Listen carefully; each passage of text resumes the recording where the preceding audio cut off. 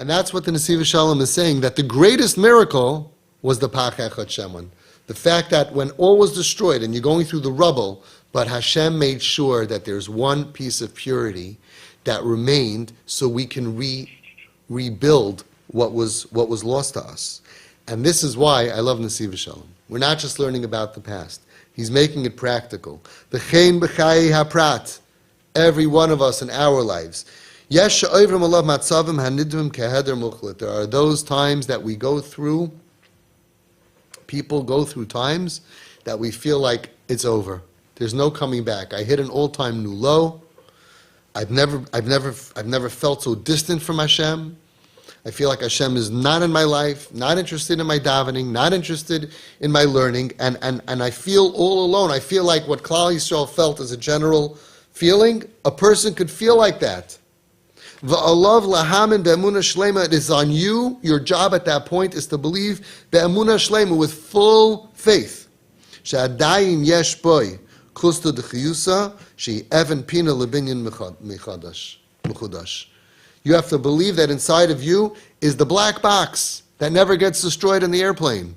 You have a black box, you have a kusta d'chiyusa, a kernel of life, that is the even pina. You know, when you start building a building, you start with an Evan Pina, you start with a cornerstone. And on that is where your binyan, your new building will be rebuilt. There is no such thing as lights out. There is no such thing as game over. I've seen it. I've seen people who shmad, who are atheists, who are full of tattoos. And from there, they found their kusta d'chiyusa, their pach echad sheman, and today they're frum, they're erlich, and they're probably better than us. And better than they would have been if they didn't do all of that. They're real. They're so real. They've built a life for themselves. One of them told me, every time I put on tefillin, I feel like I'm connected to Hashem. I don't feel that way. He didn't feel that way before he was off. I'm not encouraging people to go off. We have to pray that we never struggle. But from the struggle can come such a rebirth, a re-understanding of your relationship with Hashem. Somebody who also went off the derech afterwards, he got married, he told me, when I put on my talis, I feel like Hashem is hugging me. I'm jealous of what he became. And that came because he was utterly destroyed, but not totally destroyed. There was the kusta d'chiyusa. All he had left was that pach echad shemen tahar. He didn't have any more mixed irvuv of toiv and ra. He had all ra and one piece of pure toiv. And he rebuilt from that pure toiv. And this is what it says from the Baal Beis Avram. Beautiful. It says in Tehillim, oid ma'at ve'ein rasha. Which means, oid ma'at, a little more, and there's not going to be any more evil. He says, oid ma'at, b'chol rasha mi Yisrael, yesh oid ma'at shabai einay rasha. Isn't that beautiful? Oid ma'at ve'ein rasha. In every rasha, you should know there's a little bit in there. There's a little bit in him that is not a rasha. And what is that? That's the kusta d'chiyusa, the kernel of life. You should write this down. Kusta d'chiyusa. I have a kusta d'chiyusa. We should make T-shirts. I have a kusta d'chiyusa. I have an internal black box. I have a pach echad shemen tahar chaysamay, which is sealed with the seal of Hashem, that will never ever be tainted in any way. In every rasha, there's an oid ma'at that is not a rasha. Because that is the kusta d'chiyusa that Hashem protects.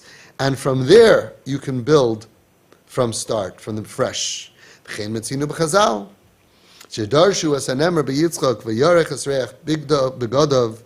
says that when Yaakov came in, that Yitzchak smelled the reach of his clothing. Al toimar bigdov ela boigdov. Yitzchak was smelling not the clothing, but boigdov, the rebels. Kigon yakum ish tzeris v'yoshev meshisa. K'di isa shaman yanim. We'll go over there and we'll deal with that over there where he talks about it. He smelled these rebels of Klal Yisrael, that from the lowest level of rebellion they brought out Kvayt Shemayim. V'chein ma'isa de Rebbe Eliezer ben Dudaria muva b'Gemara. Everybody knows the famous Gemara that there was someone named Elazar ben Dudaria. Shelo hiniach avera, he did not give up on any zayna in the world. Today it's a lot easier, but in those days it was much harder. There was a lot of traveling involved. And he went, and he was such a Baal Taiva, and he was mamish at the bottom of the world. He got to such a matzav of tachlus hashiflus, the ultimate of lowness. You couldn't see him if you interviewed him. You wouldn't find any bit of good. But all of a sudden, out of nowhere, awakened in him the kusta, the chiyusa, the kernel of life. And he and Yosef Meshisa and Yaakov Mishtzroiris, if you look at the stories, from the worst people, they ended up becoming Bal Tshuva Gemurim on a higher level than they would ever have reached if they would have been a regular Joe, a regular Yassel learning, a regular yeshiva bacher. And that's what it says. Yitzchak, he smelled the smell of Boigdov, of the rebels, the rebellions. Oisam Boigdim, those rebels, Shahayu Behem Oid Ma'at Ve'ein Rasha. Those rebels that they had hardly anything left in them. Oid Ma'at Ve'ein Rasha. They were so Rasha that there was only an Oid Ma'at that was not a Rasha. Umikoichoi Kitshu Shem Shemayim Berega Ha'achroin. But from their internal Oid Ma'at, that was not a Rasha. They were Mekadesh Shem Shemayim Berega Achron in the last minute.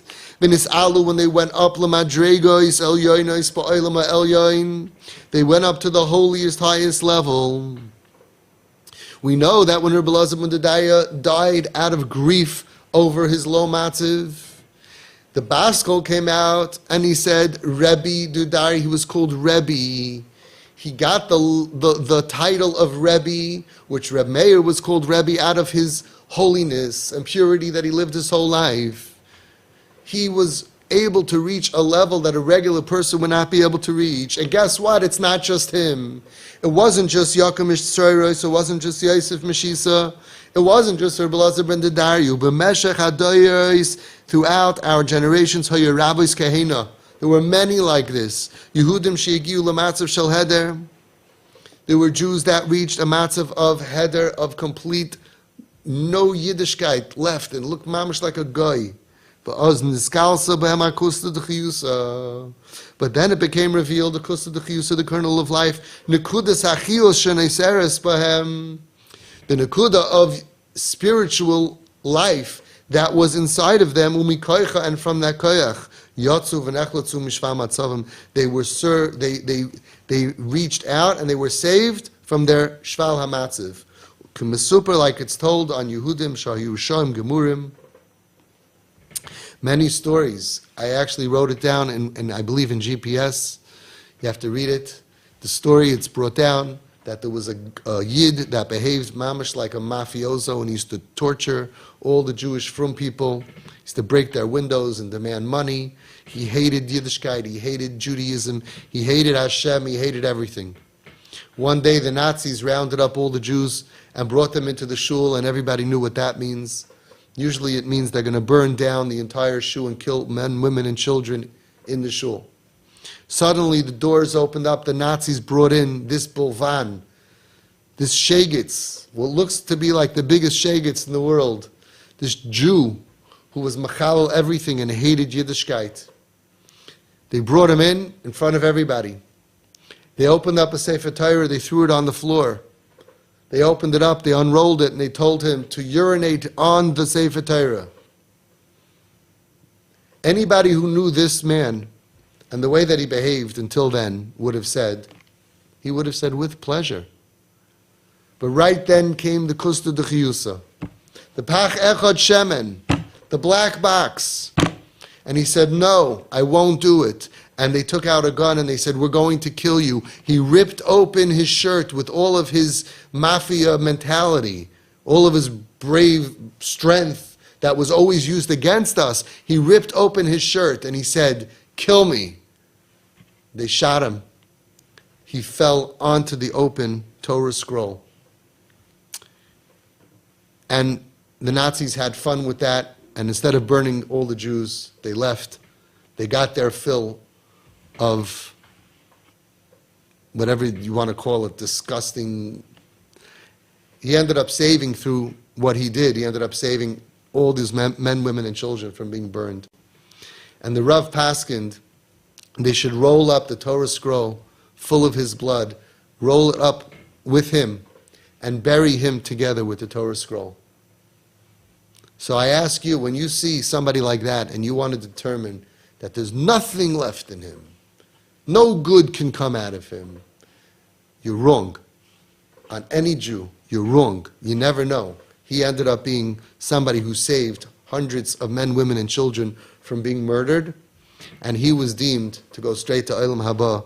Together with the Sefer Torah, he died al Kiddush Hashem.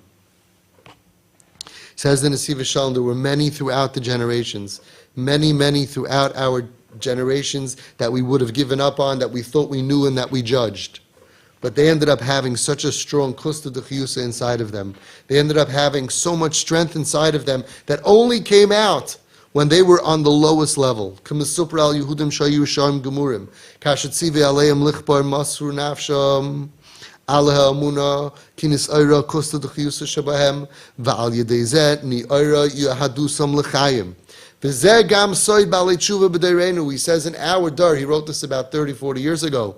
He said this is also what's happening. Look how many B'alei Tshuva there are, especially in Eretz Yisrael. Anoshim Shayishikuim Ba'avi Avois HaTumah. There were people who were immersed in the worst Tumah. Kfar Higiu L'matzavim She'en Lahem Takana L'ch'eira. They were anti-frum, anti-Judaism, anti-religious. And you would think that they reached the bottom, l'ch'eira, that there's no takana, they can't be fixed. They still had within them that oid ma'at, that is not a rasha. Yesha ha'oid ma'at hazeh hu begalui.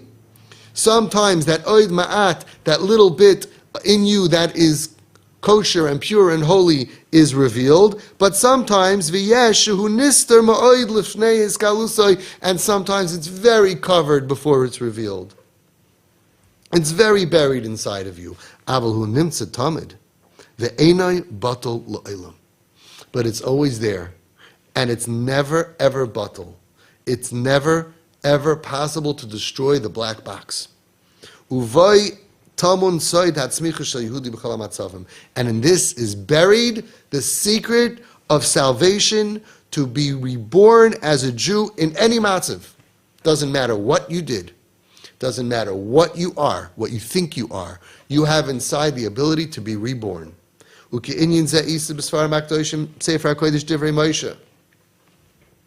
And that's what it says in Sefer HaKodesh Divrei Moshe, Al Hai Kosov, on the Pasuk. Vayishtachavu arza sheva pa'omim.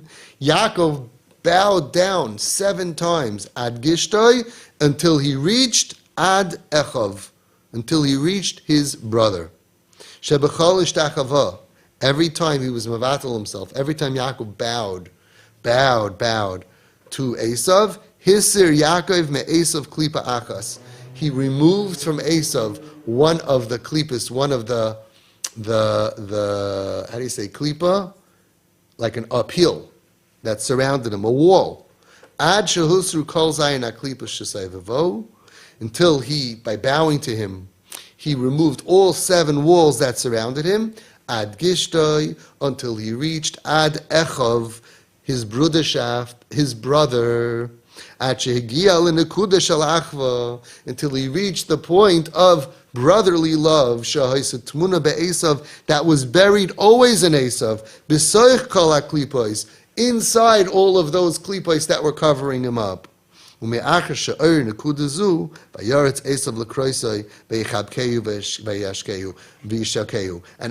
he awakened this nekuda inside of Esav, Esav was able to run towards Yaakov, to Kedusha, to Tahara, and he hugged him and he kissed him, and Chazal say at that moment it was real, even though Esav signed Yaakov.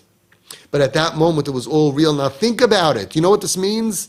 It means that these walls that were around Esav were chains that were trapping him. Inside, Esav wanted to kiss and love Yaakov, but he couldn't because of all these walls that were around him. Walls of tumah, walls of hatred, walls of jealousy, walls of problems, walls of all kinds of issues, walls of abuse, walls of trauma, walls of rejection. But we think that we have to change somebody to love us. No, we just need to reveal the love that's inside of them. And how do you do it? By saying, get out of here?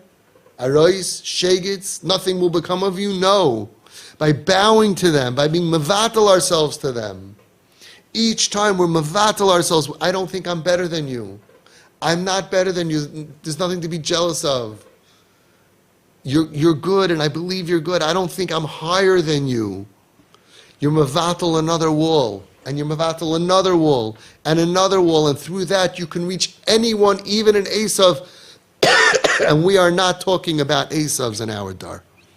The biggest Jewish enemy that we have, the biggest Jew who is the biggest Jewish enemy, it's all pain. Not an Esav. He's a chelik elakam imal. Much easier than an Esav. After Matan Torah, the Chazon Ish says after Matan Torah, it's all different. He has the same chelik elakam imal goodness as you have. But there's walls, there's klipas around him. Those klipas have one way of you getting through them.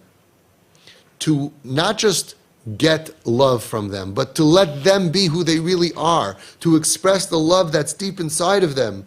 Vayoratz Esav, you freed me. The last wall came crumbling down. He ran to Yaakov. He didn't just like, okay, I guess I'll... No, I've been wanting to do this all along. I've been wanting to go to a shiur. I've been wanting to be close to Yiddishkeit. But I'm so angry and I'm so pained that I say bad words and I curse Yiddishkeit and I curse God, Rahman al-Itzlan, and I curse everything. That's really because I'm trapped inside. And if you speak to him, he'll tell you, no, it's not trapped. That's part of the trap. That's part of being trapped under klipas is, no, I really hate you. But inside is a kusta de chiyusa. Inside is a black box. Inside is, for sure, the pach echad shemen that is b'chaysamay shel HaKadosh Baruch Hu. And after it's revealed, he comes running over and he hugs you and he loves you. And I've seen this with so many kids that were previously written off. And they moved into Home Sweet Home. Don't even say the word God. Don't even talk to me about Yiddishkeit. And we didn't. There was no Yiddishkeit in Home Sweet Home. And look at them. By just being nice to them, by being mishtach, mevatel ourselves, we didn't have to physically, just emotionally. I'm not better than you. I don't look down at you. I'm mevatel myself for you. We're even. We're equals. And the walls came down, and on their own, they went running to Hashem. They went running to loving Hashem, to hug Torah, and to kiss Torah, and to accept a life of Torah. I saw this with my own eyes. And this happens for each one of us on every level. That we get a little bit low, it's the same thing. You don't have to go all the way low. Every level has the kusta de chiyusa. You feel like you're not what you should be. You're going through a month or a week, or you think for yeshiva bachur or for ben Torah or for a frum person, I'm falling. You don't have to fall all the way. It's a microcosm in each single level of growth.